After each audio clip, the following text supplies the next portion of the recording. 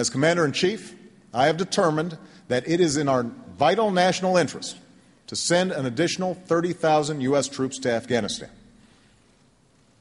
After 18 months, our troops will begin to come home. These are the resources that we need to seize the initiative while building the Afghan capacity that can allow for a responsible transition of our forces out of Afghanistan. I do not make this decision lightly.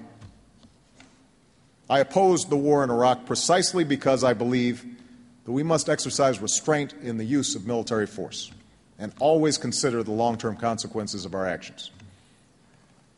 We have been at war now for 8 years, at enormous cost in lives and resources. Years of debate over Iraq and terrorism have left our unity on national security issues in tatters and created a highly polarized and partisan backdrop for this effort. And having just experienced the worst economic crisis since the Great Depression, the American people are understandably focused on rebuilding our economy and putting people to work here at home. Most of all, I know that this decision asks even more of you, a military that, along with your families, has already borne the heaviest of all burdens.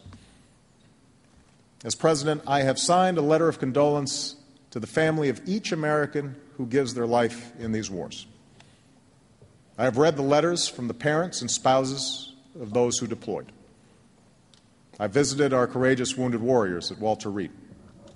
I've traveled to Dover to meet the flag-draped caskets of 18 Americans returning home to their final resting place.